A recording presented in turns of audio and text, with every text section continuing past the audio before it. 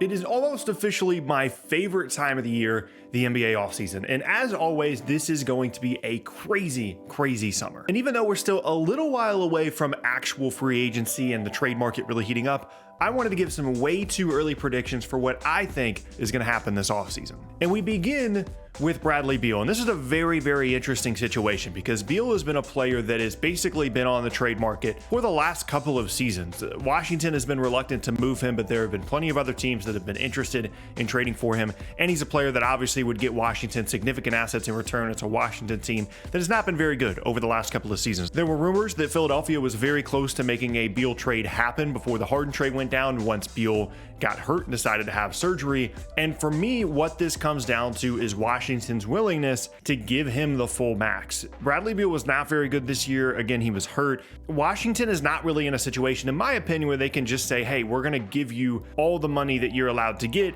and then we're going to still be able to build a competitive basketball team. I think really for the last year and a half to 2 years, they've been in a situation where they would be much better off trading him. And the only way that I would see Bradley Beal staying, given some of his recent comments about wanting to win, is if they were to invest the full max in him. Washington can give him more money than any other team. And ultimately, given the history of this front office in Washington, I do think they're going to offer him that full max. And I think Bradley Beal is going to stay in Washington. There's a lot of options out there for him to potentially go to Miami, which I think is a sleeper team for him, Chicago, Philadelphia, Portland.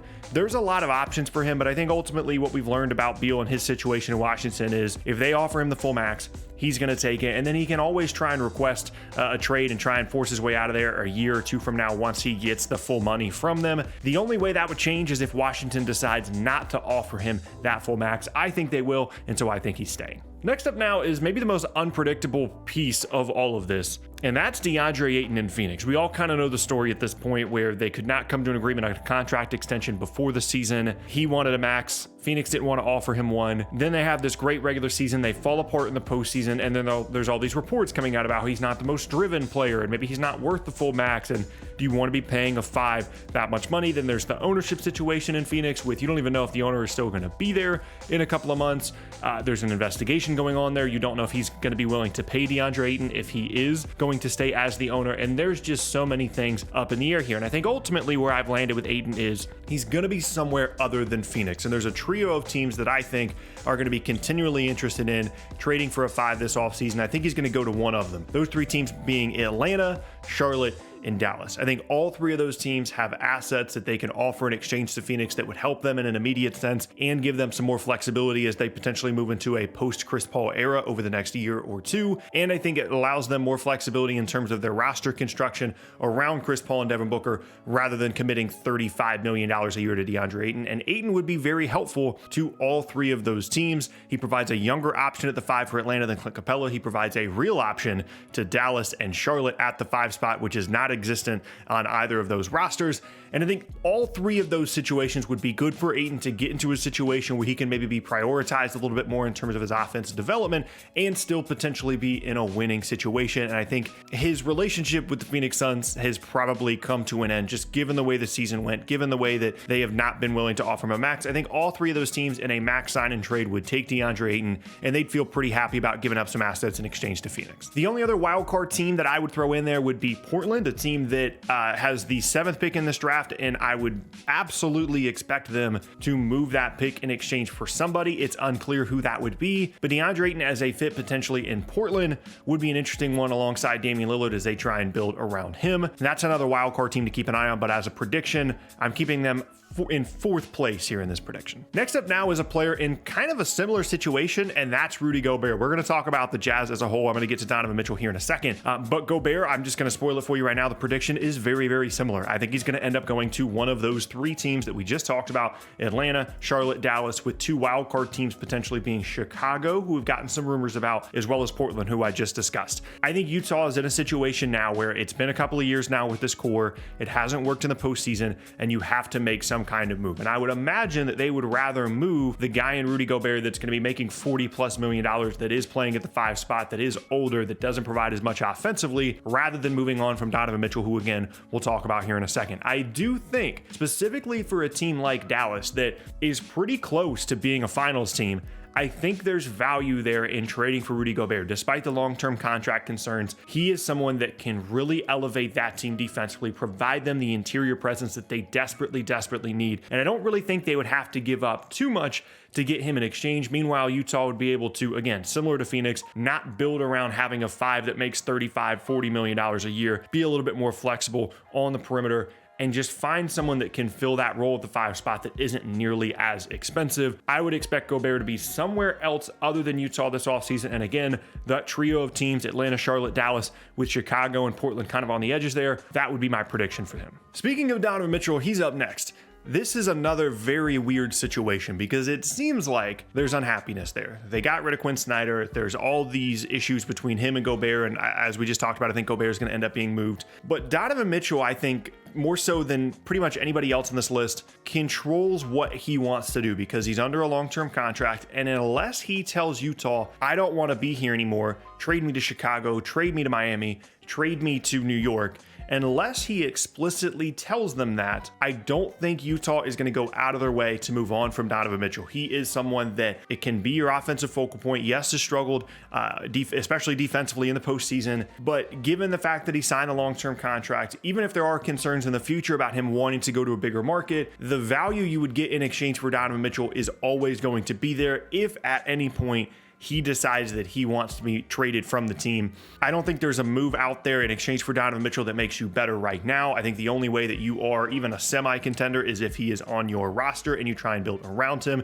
shake some things up by moving Gobert. I would be very surprised if he ends up somewhere other than Utah this offseason unless he explicitly requests a trade from the team, in which case we're looking at Miami, Chicago, and New York, 3 of the bigger markets in the league, with neither of the LA teams really being able to make a move for him. That would be a scenario then in which you'd be looking at those 3 teams. But given the contract situation, I think he's going to give them at least one more year or maybe make it to the trade deadline this year. I don't think he's going to ask out this offseason as a result. I think he's staying in Utah. We continue to go down the list now of potentially available guards in this offseason, and Zach Lavine is the one that comes up next. This is another one where it comes down to the contract situation. If Chicago does not offer Zach Lavine the full max as a free agent, he is going to leave. There is no way that given the statistical production he's given to the team over the last handful of seasons, given the fact that he fought through some bad years there in Chicago for them to finally be a decent team last year, there is no way that if they don't offer him the full max, he is going to come back to that team and be happy about it, given everything he's been through the last couple of seasons in Chicago and staying loyal to that team. If they offer him the full max, which I think they will, I think he stays. Maybe he asks out a year or 2 from now if the DeRozan thing doesn't go well or if Lonzo's long-term health isn't there and they can't build a proper team around him. But something we've seen more and more is these players not necessarily utilizing free agency to get to where they want to go, but signing the contract with their incumbent team and then asking out a year or 2 later. That feels like a realistic outcome for Zach Lavine. And again, I think he's going to stay in Chicago just because I don't think there's any way Chicago can justify not paying him the full max. You finally have a glimmer of hope of being a half decent team, potentially being a top 5 seed in the East next year. You can't look at your situation right now and say, yeah, we can afford to offer Zach Lavine something a little bit below the max. He's a max caliber player. Every team in the league, pretty much, if they had cap space, would offer him the full max in free agency. You just have to pay it and figure it out. And I think ultimately that's what's going to happen. If they don't offer him the full max, we're looking at a situation where it could be a Miami sign and trade. It could be a Knicks sign and trade. Maybe he ends up in Portland in a sign and trade. His straight up free agency options are not ideal, but again, I think he stays in Chicago. Speaking of weird contract stuff, James Harden is next in Philadelphia. This one to me is the simplest of all of them. I don't see a scenario in which he's somewhere other than Philadelphia. When you look at some of the interviews that players on the Sixers have given or some of the rumors coming out, none of them are talking as if James Harden is not part of the Philadelphia 76ers organization. And given the assets they moved in exchange for him, given where his value is now, given his relationship with Daryl Morey, I would be shocked if he's not with the Sixers, at least to begin this upcoming season. The only thing that would stand in the way of that is if he insists on getting the full 5-year max from from Philadelphia, either because he thinks he deserves it or because there was some kind of handshake agreement made at the time that Philadelphia traded for him. I think it's very clear that given the way that he looked this season, even with the hamstring injury stuff and obviously, changing teams once again, his performance was not indicative of a player that is worth a full 5-year max. I would guess that he's still going to be making close to the max on an annual basis, but it's going to be a 1 or a 2-year deal, or he's going to opt into his player option and look to get the full max next offseason. All of that comes together to say that as long as Philadelphia is willing to pay him at the max or the full max on an annual basis, but not on a long-term basis, I think he stays in Philadelphia. If they try and lowball him, or they're just not super excited about the possibility of bringing him back alongside Embiid next year, then he can be moved again to a variety of different places that we've already talked about throughout this video: Portland, Chicago, Miami, and New York. But ultimately, I think his options are relatively limited. I think Philadelphia is pretty locked in on him, just given the decisions that they've made. I think he stays. And then we've got 2 rapid fire ones to finish out the video. First up, Brooklyn. We've got Kyrie, we've got KD, we've got Ben Simmons. Theme of the video: I think everybody stays. I know things are weird right now. I know that it seems unclear what the future of Kyrie is with Brooklyn. And then if that relationship gets ruined, then that's obviously going to have a huge negative impact on KD. Then maybe he could ask out. Then maybe Ben Simmons doesn't want to be there. I understand all those things. The only way I think that Kyrie doesn't end up in Brooklyn next year is if he retires and just doesn't want to play basketball. Assuming he wants to play basketball, I don't see how from a basketball perspective you can tell Kyrie Irving, hey, we don't want you on the team next year. I understand that it was a weird year and he didn't play, but there's no path for this team that presumably wants to try and win a title. There's no path to them replacing the value that Kyrie Irving gives them when he plays in a trade or in free agency. It will not open up any cap space. They will not get any significant assets in exchange for Kyrie Irving, because no other team in the league knows if Kyrie actually wants to play for them. He wants to be with KD, and presumably he wants to be with Brooklyn. And again, the trade assets just don't seem to be there. I don't think there's any way that KD decides to ask out, given the all the heat that he took for going to Golden State in the first place. He's under a long-term contract, and then Simmons. All those things come together to say that I think he's going to stay as well. And then last up, Russell Westbrook.